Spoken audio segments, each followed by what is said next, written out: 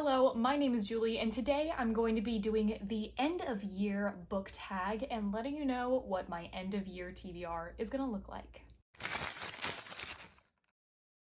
I don't know about y'all, but I am so shocked with how quickly the end of the year is approaching. So this book tag, created by Ariel Bissett of BookTube and podcast fame, has this tag about looking at what the last couple of months of your year of reading is going to look like, and I thought this was a perfect time for it. You guys actually voted on doing this video in my community tab, so make sure to keep your eyes peeled for future video polls like that. But I am a pretty strict TBR reader, but I have left a lot more spaces than usual in my TBR for the end of the year. So I don't know when things are happening, but there are several books that I do know I am going to be reading. So let's get straight into the tag, and I will leave all of the questions in the tag down below. The first question is, are there any books that you started this year and put down and want to finish before the end of the year? And my answer is no.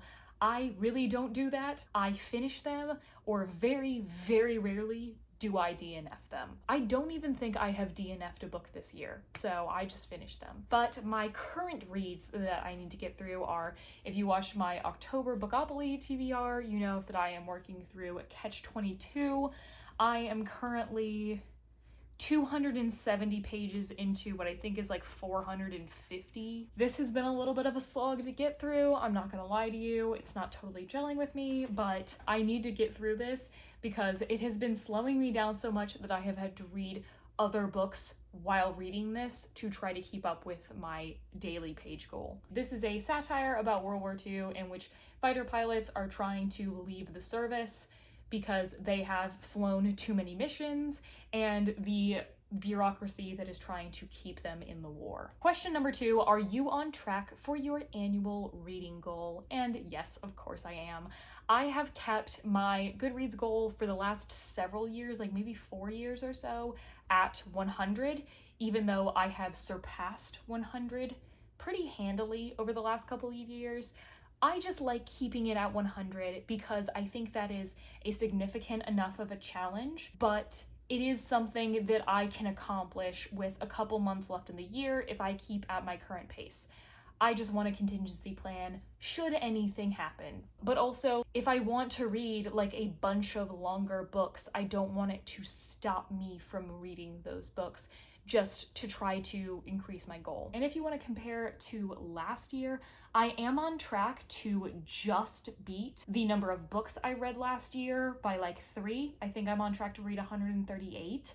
And for page goal, I am just about to beat it. But that could be totally up to what books I actually end up reading if I do beat my number of pages. I don't really care about that. I have naturally only increased the amount that I have read. I do think I am asymptoting, I am reaching that limit, that much more growth won't be feasible. I wanted to add to this question any reading challenges that I am trying to complete, because I have 4 annual challenges that I am a good way through completing.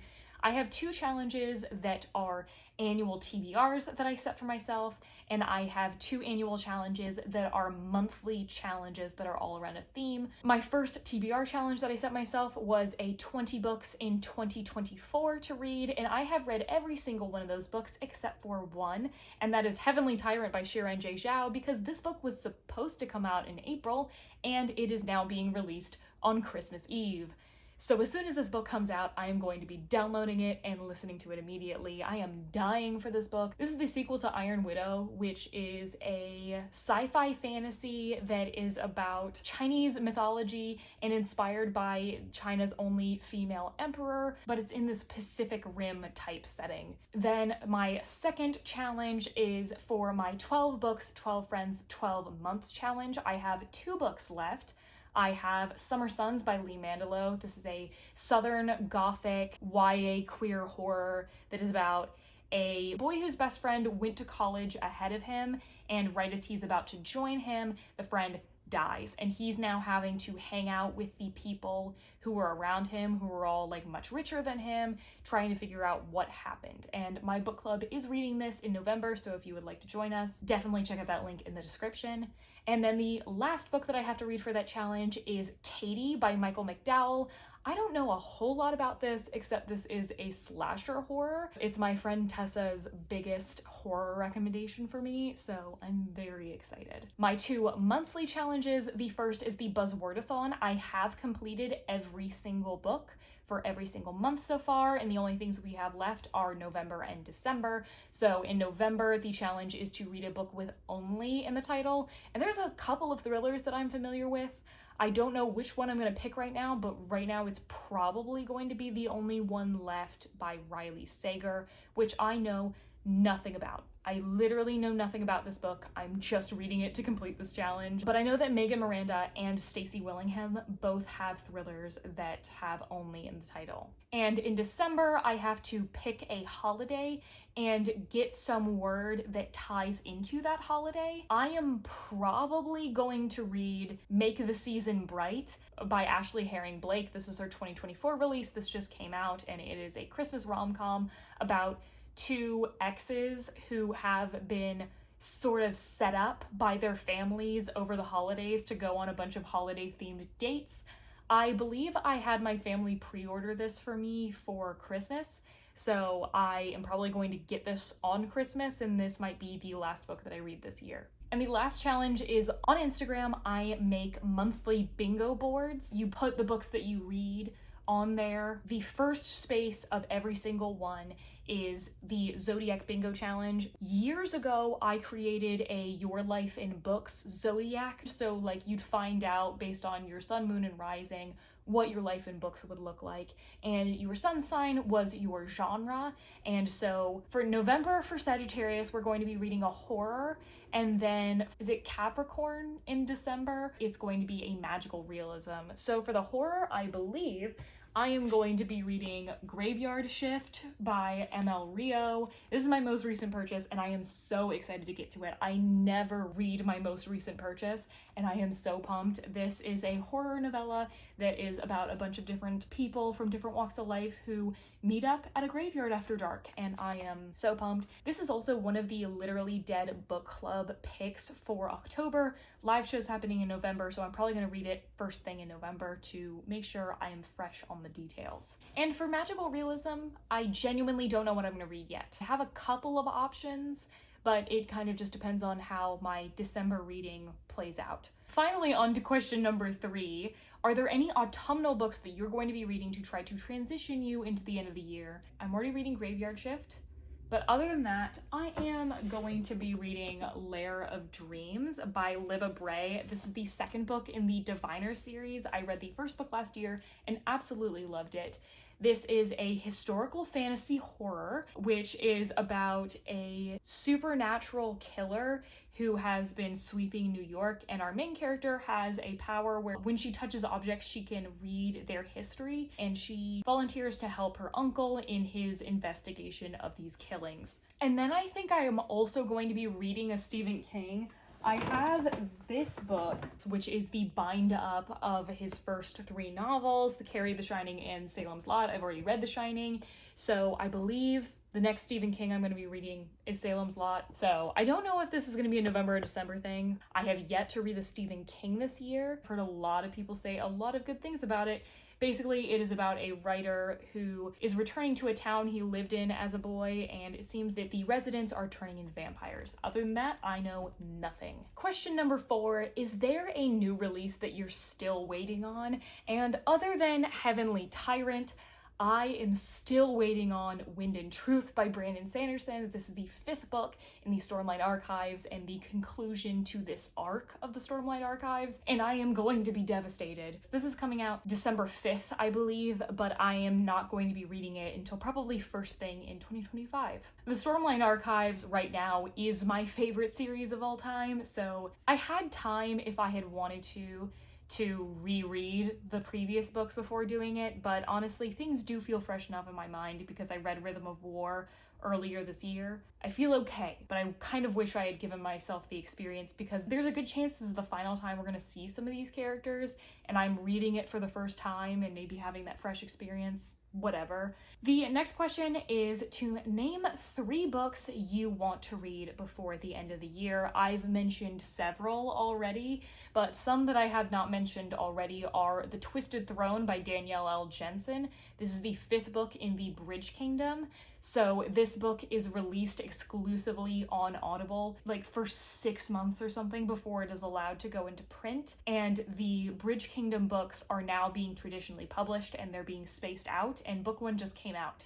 So it is going to be a long time before this is actually in print. This is a 6-book series where each duology follows a different couple. The original duology of the Bridge Kingdom is about Lara, who is a princess who has been trained to be an assassin with her sisters, and she decides to sacrifice herself and her freedom to let her sisters live their life, and she is going to be married off to this enemy king and kill him. So the first couple is Lara and Aaron, and then the second couple involves Lara's brother, and then the third couple is going to be involving Aaron's sister. So I have gone in kind of knowing nothing about what this book specifically is about, but I am super excited. And I do really highly recommend the audiobooks. I think they are the way to experience the series. Next up, I'm definitely going to be reading this one, and that is Us Against You by Frederick Bachman. This is the 2nd book in the Beartown series, which it has been a long time since I read Beartown.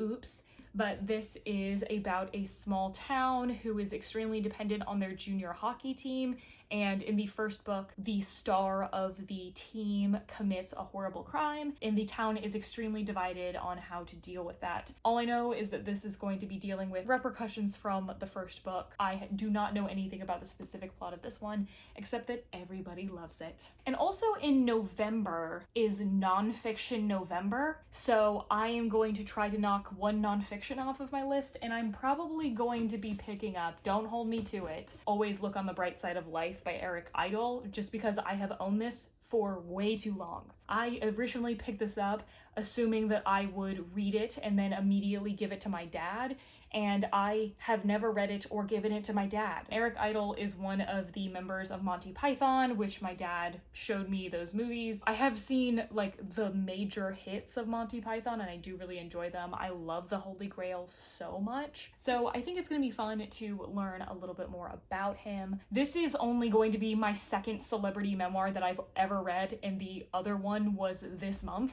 I am not forcing myself for this to be it, but I do need to get it off of my TBR. Question number 6, are there any books that you think could shock you and become a new favorite before the end of the year?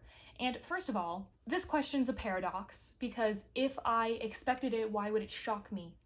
I don't know. Almost every single book that I've mentioned in this video is a book that I have read from the author before. So a book from an author that I have not read before that I think could be a 5-star is Emily Wilde's Encyclopedia of Fairies. This is sort of a cozy fantasy series. Our main character, Emily Wilde, she is studying fairies and she's trying to put together her encyclopedia of fairies, but she has to work alongside her academic rival who drives her absolutely nuts. I think this is probably going to be the amount of romance I'm interested in a fantasy book, specifically a cozy fantasy book, so I have high hopes for this. And the last question is, have you made any reading plans for next year already? And I have a little bit.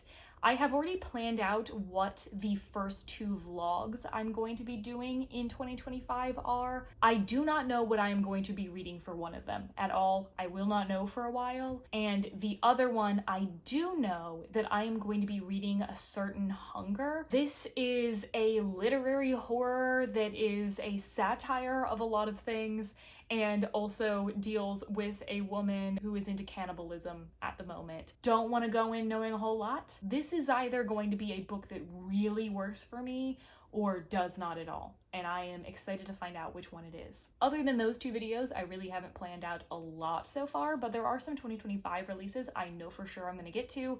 First up, we have The Strength of the Few by James Islington. This is the sequel to The Will of the Many, which is my favorite book that I've read this year. This book really reminded me why I loved fantasy so much, and this is about a world that is a little bit inspired by the Roman Empire, and our main character is a lost heir of a conquered nation, and he is sort of infiltrating the new empire. There's just a lot of cool world building that I think is only going to be expanded upon in book 2. R.F. Kuang has a new book coming out called Catabasis, and this is about 2 academic rivals who are going to have to go to hell to save the soul of their advisor. Honestly, I don't need to hear a synopsis of any R.F. Kuang book anymore. I will simply read it. This does feel like it's going to kind of return to the vibe of Babel. I don't think that they are related in any way, but it feels like it's going to be similar, and that's my favorite book of hers, so super excited.